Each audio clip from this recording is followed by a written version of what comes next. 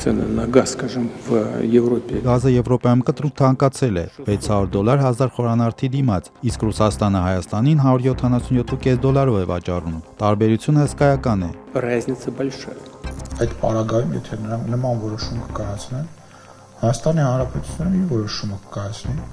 եւ դուրս կգա վերջնականապես թե հապկից, թե ԵԱՏՄ-ից։ Нахождение в таможенном союзе Եվրամիության հետ մաքսային միության մեջ լինել ու ԵԱՏՄ-ն իրար հետ հնարավոր չեն։ невозможно. Ինչ է եղել Հայաստանի հետ մինչև ԵԱՏՄ-ն։ Ոչ մի բան։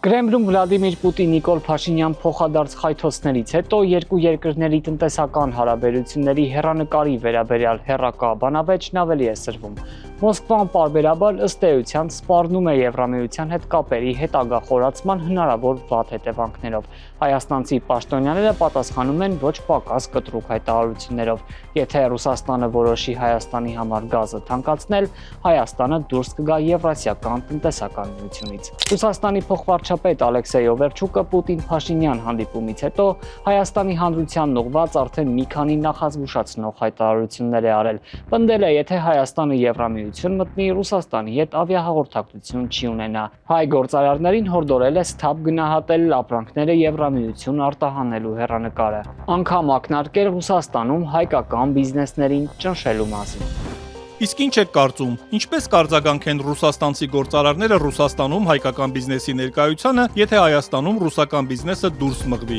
Ինչ կլինի հետո։ Կարծում եմ, որ ոչ Հայաստանում, ոչ Ռուսաստանում այս հարցի պատասխանն իմանալ չեն ուզում, թեև այն ակնհայտ է։ Եկեք փորձենք հասկանալ, թե կողմերը տնտեսական հարաբերությունների ինչպիսի մակարդակում են արդեն սպառնալիքների վերածվող փոխադարձ խայթոցների այս շրջան մտել։ Որքան է կազմում Հայաստանի ու Ռուսաստանի միջև առևտրաշրջանառությունը, ինչ փոփոխություններ են եղել վերջին տարիներին, ինչպիսի ցուցանիշներ կան Եվրամիության երկրների հետ հարաբերություններում ու հնարավոր ինչ լծակներ ունի Մոսկվան։ Նախ սակայն կապույտ վառելիքի մասին խոսենք։ Այժմ Հայաստանը գազը սահմանին գնում է 1000 խորանարդ մետրի համար պաշտոնապես սահմանված $165 սակագնով։ Այն սակայն կարող է տատանվել պայմանավորված կապույտ վառելիքի որակից կալորիականությունից։ Հայաստանն այժմ ավելի խիտ գազ է ստանում ու այդպիսով վերջնական գինը հասնում է Ռուսաստանի նախագահի նշած $177.5-ին։ 2022-ին, երբ երկու երկրների հարաբերությունները դեռ այսչափ լարված չէին,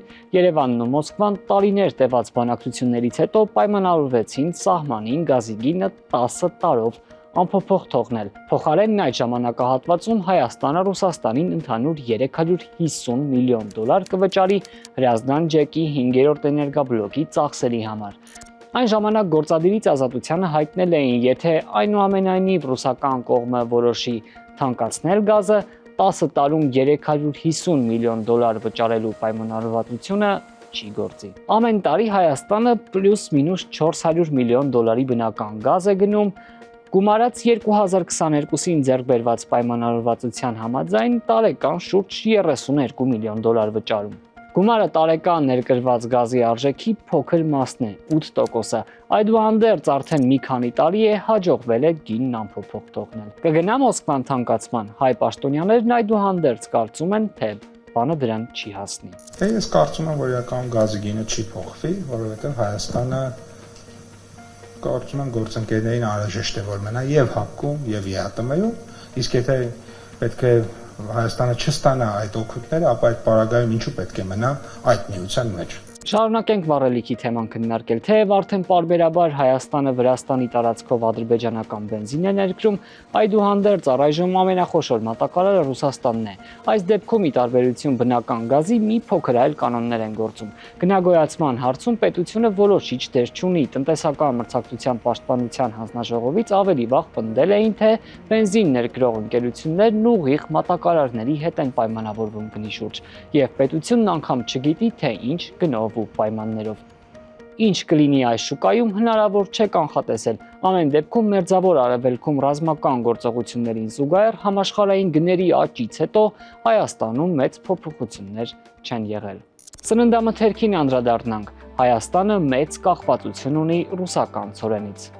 Անցած տարի շուրջ $83 միլիոն 332,000 տոննա ներկրված ցորենի գրեթե 100%-ը հենց ռուսական արտադրության է։ 1 տոննայի համար Հայաստանը վճարել է շուրջ $250։ 2024-ին 1 տոննան $192 էր արժեցել։ Ցորենի շուկան նույնպես հաճախ տատանվում է։ Ցորենի միջազգային գներն այժմ դարձյալ սկսել են աճել, ըստ ՄԱԿ-ի Պարենի կազմակերպության պատճառները տարբեր են։ Միացյալ Նահանգներում երաշտի վերաբերյալ մտահոգություններից մինչև Ավստրալիայում պարարտանյութերի հնարավոր թանկացումներ։ Հայաստան-Ռուսաստան առևտրաշրջանառությանն անդրադառնանք։ Պաշտոնական Մոսկվան Կրեմլում վարչապետ Նիկոլ Փաշինյանին ընդունելուց անմիջապես հետո հայտարարեց, թե Եվրամիությանը մոտենալու խոսակցությունները երկու երկրների առևտրի վրա միլիարդներ են արժեցել։ Մեջբերում փոխվարչապետ Ալեքսեյ Օվերչուկի հայտարարությունից։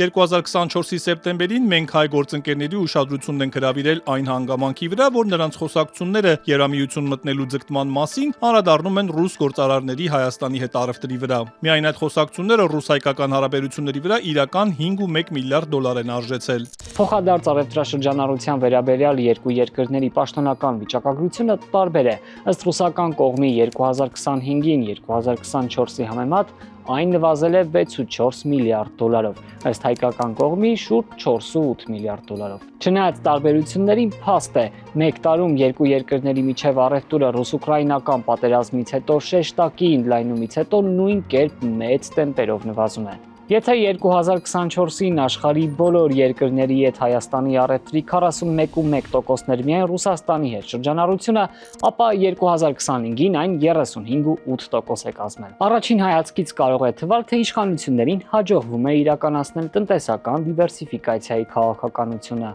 որ մեկ երկրից այդպիսի կախվածություն չլինի։ Պաշտոնական մակարդակում Երևանը մինչդեռ ընդունում է ռեկորդային թվերը մեծապես դեպի Ռուսաստան վերաարտահանման ծավալներն էին արտացոլում։ Ըստ մասնագետների, Ռուսաստանի դեմ արևմտյան պատժամիջոցների ազդեցությունը Հայաստանի տնտեսության վրա թուլացել է։ Էկոնոմիկայի նախարար Գևորգ Պապոյանն ամիսներ առաջ առանց կաշկանդվելու թվարկեց արևմուտքի հորդորով, այլևս որ ապրանքները Ռուսաստան չի վերաարտահանվում։ Հեռուստացույցի ու սմարթֆոն ժամացույցի վերարտանում, դրանք նախկինում չեն եղել, հետո ինչ որ պահ եղել են, հիմա նորից չկա։ Օրինակ նույն սմարթֆոն ժամացույցը մենք տարվա ընթացքում այդ կոդը արգելել ենք վերարտահանում տեղի ունենա, որովհետև եվրոպական գործընկերները դրա մասին մեզ խնդրել են։ Մենք նաև կոմունիկացրել ենք Ռուսաստանի գործընկերների հետ, այսինքն այդ մասը շատ թափանցիկ է եւ աշխատանքը այդ առումով տարվում է։ Այս տարվա առաջին ամիսներին փոխադարձ առևտրաշրջանառությունը շարունակում է մեծ տեմպերով նվազել։ Հունվարին ու փետրվարին Ռուսաստանի հետ առևտրի ծավալն ընդհանուրի 26.8%-ն է կազմել։ 2025-ի նույն ժամանակահատվածում այն 35.5% էր կազմել։ Այստեղ մեկ տրամաբանական հարց է ծագում։